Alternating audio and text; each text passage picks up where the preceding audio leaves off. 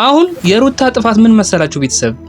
ሩታ አብርሽ እንደዛ በመከራ ጊዜው እንደዛ ሄርሜላ በመጥፋቷ እያዘነ ሳለ አንቺ ለምንድን የተሳለቅሽበት ነው ከግብረ አበሮችሽ ጋር? ያ ነገር ነው እኛ ራሱ ያናደደን፣ እኛ የግሬስ ፋሚሊ ማለት ነው። ያናደደን ነገር ቢኖር እሱ ነው በቃ። ምክንያቱም ይሄ ካንቺ የሚጠበቅ ነገር አይደለም። በክፉ ጊዜው አብረሹ መሆን ነበረብሽ ከአብርሽ ጋር። ካልቻልሽ ደግሞ ዝም ማለት ነበረብሽ። የባሰ ቁስሉን ማባባስ አልነበረብሽም። አንቺና ግብረ አበሮችሽ ሄርሜላን እንደደበቃችኋት ሊጠረጠር የቻለው አንቺ አብርሽ ባዘነበት ሰዓት የማይሆን ነገር እያደረግሽ ነበር። ለዛ ነው በቃ የግሬስ ፋሚሊም ባንቺ ያዘነው። ሄርሜላን ደብቀሻታል የሚለው ሐሳብ የሚመጣው በዛ ምክንያት ነው በቃ። ለዛ ነው ሩታ እንጂ አንቺ አብርሽ እያዘነ ዝም ብትቺ ይቻል ነበር። አንቺ ግን ዝም አላልሽ። ያደረግሽውን ነገር በደንብ ታውቂዋለሽ። ለዛም ነው ሁሉም ያዘነብሽ። ግን አሁን ዳዊትን ይዘሽ መጣሽ ሁሉንም ነገር ስላስረዳሽ በዚሁ አጋጣሚ የግሬስ ፋሚሊ ሊያመሰግንሽ ይገባል። ልናመሰግንሽ እንፈልጋለን። ምክንያቱም ከረፈደም ቢሆን ሰላምን ለመፍጠር ለሰላም እጅ መዘርጋትሽ ትልቅ ነገር ስለሆነ ማለት ነው። ሁሉም የሚፈልገው ነገር ስለሆነ ነው። ያ ባንቺና በአብርሃም መሃል ያለው ነገር ወደ ሰላም እንዲመጣ ሁሉም የግሬስ ፋሚሊ የሚፈልገው ነገር ስለሆነ ነው በቃ። በጊዜ ይሄንን ነገር ብታደርጉ ደግሞ የበለጠ የግሬስ ፋሚሊ ይደሰተብሽ ነበር። አንቺ ነገሮች አብርሽን ካሳመሙት በኋላ ነው ይሄንን ነገር ከረፈደም ቢሆን ለማስረዳት አንቺ እንዳልሆንሽ ጉዳይ ውስጥ አንቺ እንደሌለሽ እና ግብረ አበሮችሽም እንደሌሉበት ለማስረዳት የሞከርሽው። ይሄንን ነገር ብቻ እያደረግሽ ያለሽው ነገር ወደ ማስተዋል በጊዜ በሰዓቱ ሁሉም ነገር በሰዓቱ ነው የሚያምረው። ሁሉም ነገር በሰዓቱ ሲሆን ነው ጥሩ። ወዲያው ብትናገሪ ኖሮ አንቺ እጅሽ እንደሌለበት አብርሽ ወዲያው ለህግ ማሳወቅ ይችል ነበር። እናንተንም መጠርጠር ትቶ ሄርሜላ ምናልባት ሌላ ጠላት ካላት በፖሊስ እንዲፈለግ ማድረግ ይችል ነበር አብርሽ። ግን እና አንቺ አዘናጋሹ። አንቺ አንድ ነገር እንዳትሆኚ ሲል በጣም ሲለምናችሁ ነበር። አንቺንም ሆነ ወንድሙንም ኤፍሬምን ጨምሮ ማለት ነው በዛ ሰዓት። እናንተ ግን በቂ መልስ ልሰጡት አልቻላችሁም። ሄርሜላ እኛ ጋር የለችም ብላችሁ በቂ መልስ ብትሰጡት ኖሮ ወዲያው ለህግ ማመልከት ይችል ነበር አብርሽ።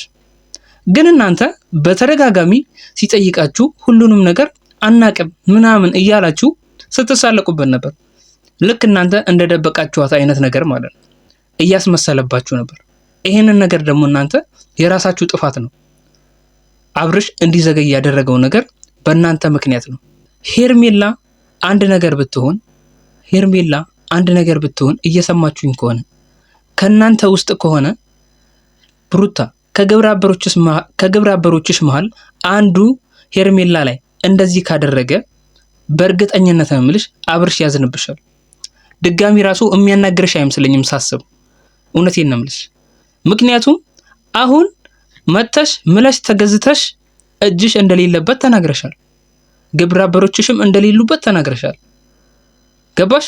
ይሄንን ነገር ደግሞ በውሳኔሽ በዚህ ንግግርሽ እርግጠኛ መሆን አለብሽ። ካልሆንሽ ግን ሌላ መዘዝ ይዞብሽ እንደሚመጣ አትጠራጠሪ። መዘዙ ከማን እንደሚጀምር ልንገርሽ። ከጎንሽ ካለው ከዳዊት ይጀምራል። እሱ ያዝንብሻል። ገባሽ? በጣም ብዙዎቹ ያዝኑብሻል። ከዛ በኋላ ከግብረ አበሮችሽ ጋር እስስት ከሆኑ ግብረ አበሮችሽ ጋር ብቻሽን ትቀሪያለሽ። አማራጭ አይኖርሽም።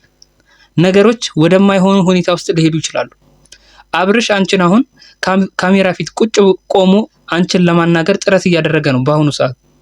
ግን እያደረግሽ ያለሽው ነገር ውሸት ከሆነ አንቺ እጅሽ ካለበት አብርሽ ቆሞ እንኳን የሚያናግርሽ አይመስለኝም። ፍቃደኛ የሚሆንልሽ አይመስለኝም። እውነቴን ነው የምልሽ።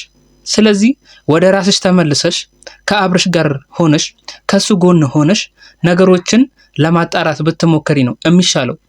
እንደዛ ነው የማስበው። ካልሆነ ግን አብርሽ አሁንም ቢሆን አንቺን መጠርጠሩን አያቆምም።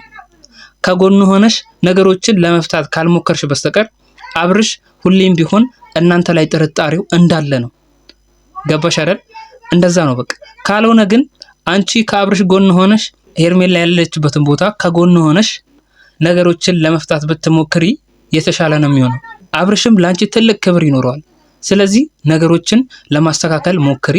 ደስ የሚለው ነገር እንደዛ ነው። ከአብርሽ ጎን ስትቆሚ ነው፣ ለልጅሽ ስትይ ማለት ነው ቢያንስ እና ነገሮችን ለማስተካከል ብትሞክሪ ሩታ ጥሩ ነው ላለው።